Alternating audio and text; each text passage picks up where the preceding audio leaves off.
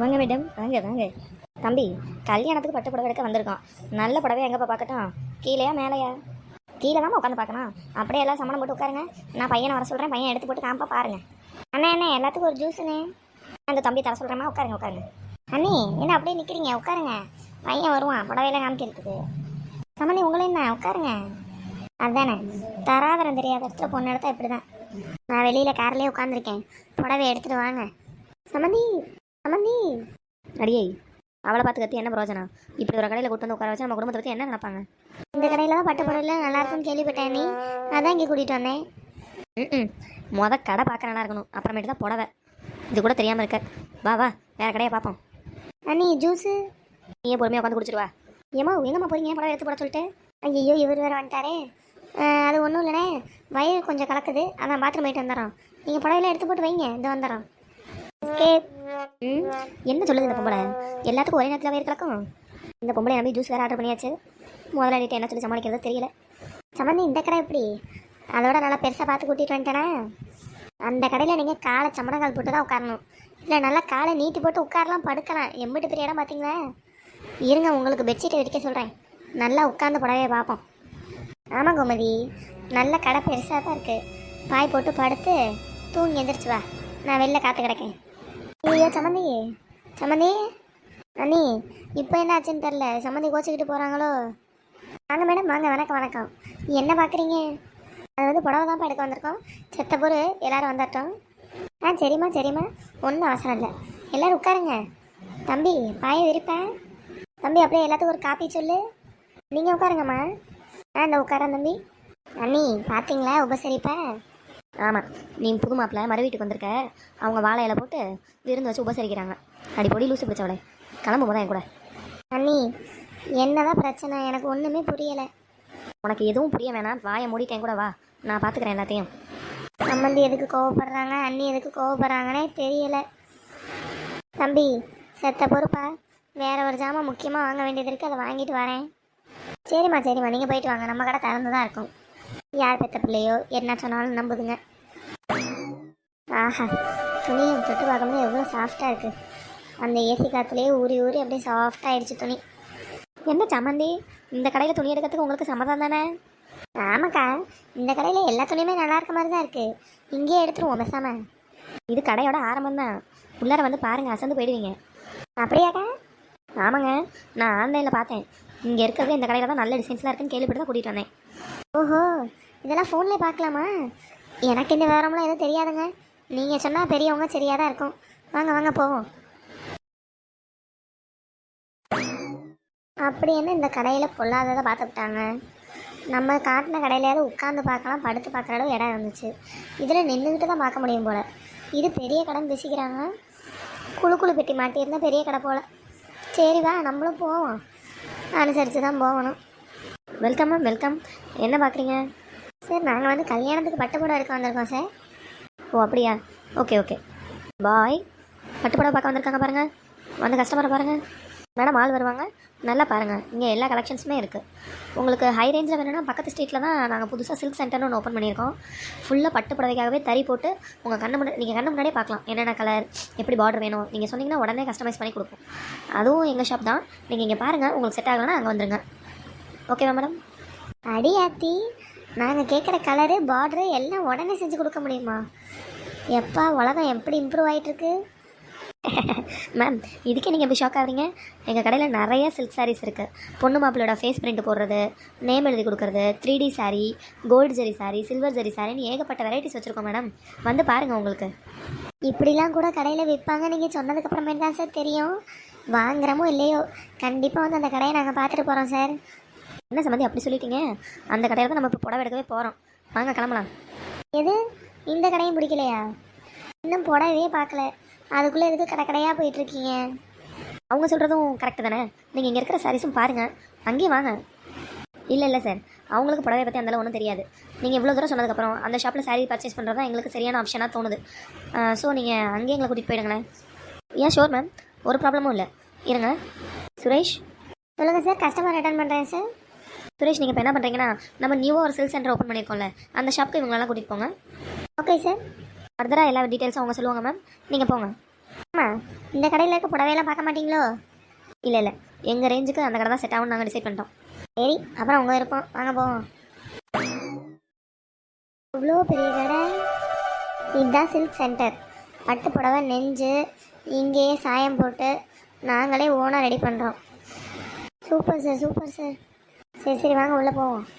வாங்க மேடம், இதுதான் எங்களோட எக்ஸ்க்ளூசிவ் பட்டு செக்ஷன். எல்லோரும் உட்காருங்க, நான் பட்டு புடவையெல்லாம் காமிக்கிறேன்.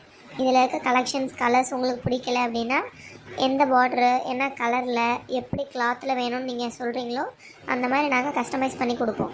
எவ்வளோ பில் அமௌண்ட்டுன்னு சொல்லிவிடுவோம். அதை நீங்கள் பே பண்ணிட்டு போனீங்கன்னா ஒரு 3 to 5 டேஸில் ரெடி பண்ணிவிட்டு உங்களுக்கு கால் பண்ணுவோம். நீங்கள் வந்து பிக்கப் பண்ணிக்கலாம். Okay okay. நம்ம கூட்டிகிட்டு போன கடையிலனா கீழே உட்கார மாட்டேன்னு சொல்லிவிட்டு இந்த கடையில் வந்தாலும் பொத்தனாப்பில் கீழே உட்காந்து சிரிச்சுக்கிட்டே துணியை பார்க்குறாங்க. காசு இருந்தால் கீழே உட்காரலாமோ? கோமதி உட்காரு, துணியை பார்ப்போம். இல்லை நீங்கள் பாருங்கள், பிள்ளைங்கள்லாம் லெஹங்கா எடுக்கிறேன்னு போச்சுங்க. அதுங்களெல்லாம் கூட்டிகிட்டு வரேன். அவளுக்கு தானே கல்யாண படம் எடுக்கிறோம், அவள் இருந்தால் தானே நல்லாயிருக்கும். நான் போய் அவளை கூட்டிகிட்டு வரேன், நீங்கள் பார்த்துக்கிட்டு இருங்க. ஆமாம் ஆமாம், நீ சொல்கிறதான் சரி. போய் கூட்டிகிட்டு வா சத்யாவை. சரிங்க. மேடம், இந்த சாரீ பாருங்கள், handloom sari, full sari handmade. அட, சாரீ என்ன சாஃப்டாக இருக்குது. இங்கே பாருங்கள் சம்மந்தி, எப்படி இருக்குது? சூப்பராக இருக்குது சம்மந்தி, கலரு.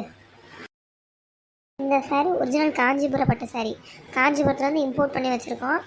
ஒரு கலர் ஒரு டிசைன், அவ்வளோதான் இருக்கும் இங்கே நம்ம கடையில். ஆஹா, என்ன colour combination! Most of all கல்யாணத்துக்கு எல்லோரும் இந்த மஞ்சளில் ரோஸ் பார்டர் தான் எடுப்பாங்க. அதனால் இது மட்டும் நிறைய கலர்ஸ், நல்ல வெரைட்டிஸ் இருக்குது. பாருங்கள் மேடம், இது வந்து ஒரு raw silk sari, soft sari, வெயிட்லெஸ்ஸாக இருக்கும் மேடம். இந்த கலெக்ஷன்ஸை பாருங்கள். வாவ், சூப்பராக இருக்குல்ல சமந்தி? ஆமாம்மா, எல்லாமே நல்லாயிருக்கு. அதான் மேடம் எங்கள் கடையோட ஸ்பெஷாலிட்டி. நாங்கள் லிமிட்டட் ஸ்டாக் தான் வச்சுருப்போம். ஆனால் எல்லா சாரியுமே யூனிக்காக ட்ரெண்டியாக தான் இருக்கும். ஆமாம் சார், பார்த்தாலே தெரியுது. இந்த சாரீ பாருங்கள் மேடம், எல்லார் கலர் டோனுக்குமே இது நல்ல மேட்ச் ஆகும். என் கலருக்கே இது பாருங்கள் மேடம் எப்படி மேட்ச் ஆகுதுன்னு.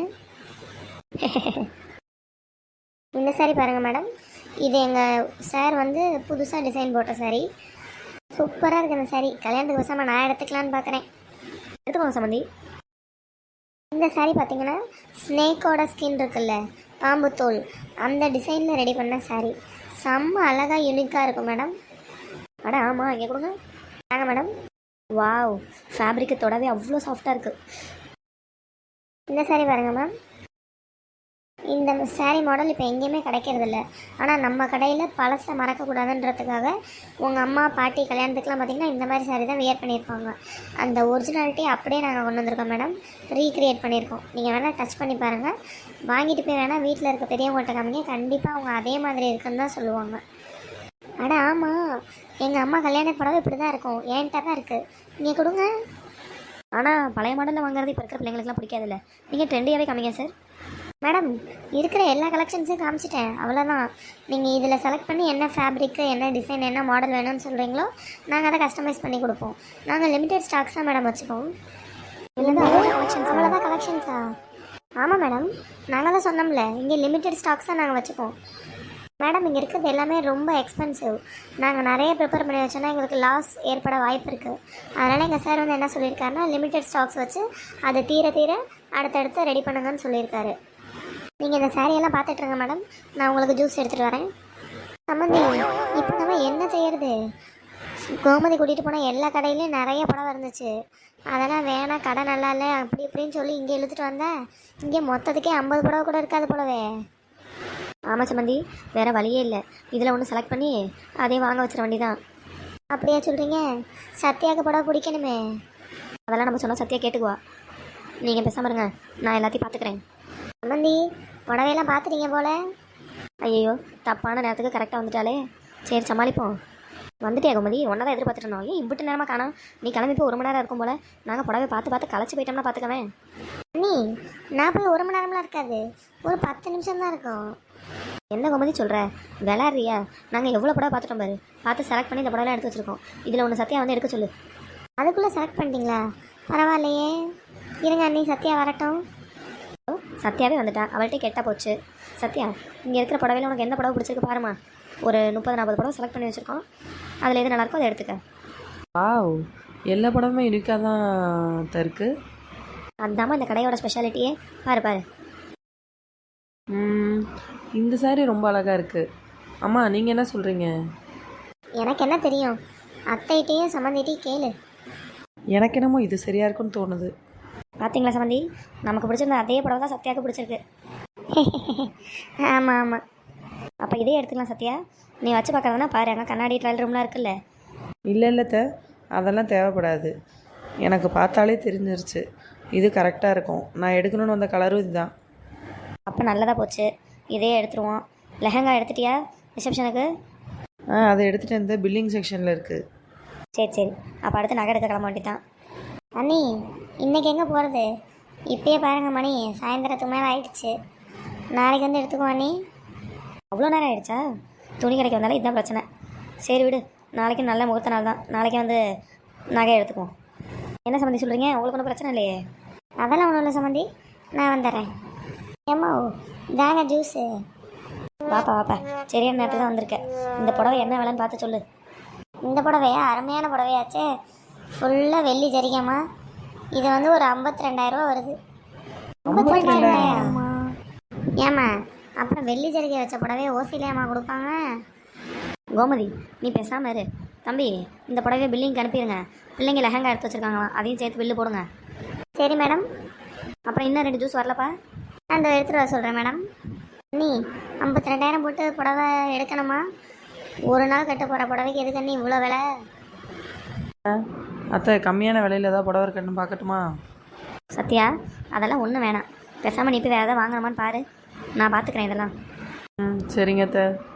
இவ்வளோ பெரிய கடை இருக்கும் போதே நினச்சேன் நீ நல்ல பில்லை போட்டு தீட்ட போகிறானுங்கன்னு. அதே மாதிரி பண்ணிட்டானுங்க.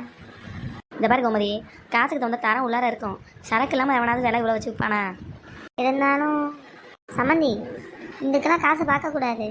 கல்யாண செலவுனா முன்ன பின்ன தான் இருக்கும். கரெக்டாக சொன்னீங்க சம்மந்தி. அப்படியோ நம்ம மருமவா 55,000 புடவை கட்டிட்டு மணமேடையில் என்னென்னா நமக்கு தான் பெருமை. பாரு, காசு கொடுக்க போகிற சம்மந்தியே வருத்தப்படல, நீ ஏன் இப்படி வருத்தப்படுற? எது காசு கொடுக்குற போகிற சம்மந்தியா? அவங்க கொடுத்தா என்ன நீ, நம்ம கொடுத்தா என்ன நீ? காசு வேஸ்ட் ஆகக்கூடாது, அதான் நான் யோசித்தேன். அவங்க வீட்டு மருமகளுக்கு அவங்க எடுத்துறாங்க, இவ்வளோ காசு போட்டு எடுத்தால் தான் பெருமையாக இருக்கும்னு நினைக்கிறாங்க போல். அப்படி தானே சம்மந்தி? இல்லை நீங்கள் பேசுகிறது எனக்கு ஒன்றும் புரியலையே. நான் காசு கொடுக்கணுமா? சரியா போச்சு போங்க சம்மந்தி. கல்யாண பொண்ணுக்கு மாப்பிள்ளை வீட்டில் தான் பட்டு புடவை எடுப்பாங்கன்னு உங்களுக்கு தெரியாதா? இது பல தலைமுறையாக வந்துட்டுருக்க சம்பிரதாயம் தானே. அட ஆமாம், இதை நம்ம யோசிக்கவே இல்லையே. ஆனால் சம்மந்தி எனக்கு இந்த விஷயம் கொஞ்சம் கூட ஞாபகமே இல்லை. நான் காசு எதுவுமே எடுத்துகிட்டு வரலையே. அதனால் என்ன சம்மந்தி, நான் காசை கொடுத்துட்றேன், ஃபோன் நம்பர் தானே, அப்புறமே நீங்கள் எனக்கு ஜிபே பண்ணி விடுங்க. சொந்தக்காரங்களுக்குள்ளே இதெல்லாம் ஒரு உதவி தானே. என்ன சம்மந்தி சந்தோஷம் தானே? உங்களுக்கு பிடிச்ச மாதிரி பெரிய கடையாக பார்த்து நிறைவாக புடவை எடுத்தாச்சு. லெஹங்கா எடுத்து வச்சிருக்கா சத்யா, வாங்க அது எவ்வளோன்னு பார்ப்போம், சேர்த்து பில்லை கட்டிடுறேன். நீங்கள் அப்புறமே எனக்கு ஜிபே பண்ணி விடுங்க. நமக்குள்ளே இந்த உதவி கூட பண்ணலன்னா எப்படி? அது சரி சம்மந்தி. ஜூஸை குடிக்காமல் அப்படியே கையில் வச்சுருக்கீங்க, வாங்க கீழே போய் லெஹங்காவை பார்க்கலாம். நீங்கள் முன்னாடி போங்க சம்மந்தி, இதோ வந்துடுறேன். சம்மந்தி வா கீழே போய் லெஹங்கா எப்படி இருக்குன்னு பார்ப்போம். பாப்பா பாட்டுக்கு சாதாரணமாக எடுத்துக்க போகிறா. சம்மந்தி பார்த்தல நல்லா காஸ்ட்லியாக எடுக்கணும்னு ஆசைப்பட்றாங்க, நல்ல லெஹங்காவை எடுப்போம் வாங்க. சரி அண்ணி வாங்க போவோம். அப்படி பாருங்க, சும்மா வீட்டில் படுத்து டிவி பார்த்துட்டு இருந்தவளை புடவை எடுக்க போகலாம் வான்னு சொல்லி இழுத்துட்டு வந்து இப்படி தலையில் வேட்டை கட்டி விட்டாளுகளே. பேசாமல் கோமதி போன கடையிலே எடுத்திருந்தா கூட 10,000 15,000 புடவை முடிஞ்சிருக்கும். இந்த அன்னிக்காரி வந்து பெரிய கடைக்கு இழுத்துட்டு போகிறேன்னு சொல்லி புடவை வாங்கி கொடுப்பான்னு பார்த்தா 50,000 ரூபாய்க்கு புடவை எடுத்து நம்ம தலையில் கட்டி விட்டாளே. இப்போ வேணான்னு சொல்ல முடியாது, மானக்கேடாக போயிடும். வேறு வழி இல்லை, நம்ம தான் காசை கொடுத்தாகணும் போல். யானை தான் தலைமையில மண்ணை தூக்கி தானே போட்டுக்கொண்டாங்கல்ல, அந்த மாதிரி தான் இருக்கிறதுலே ஹை ரேஞ்சு புடவையே நான் தான் எடுத்தேன். என் தலையிலே அது வந்து விழுவோன்னு தெரியாமல் போச்சு.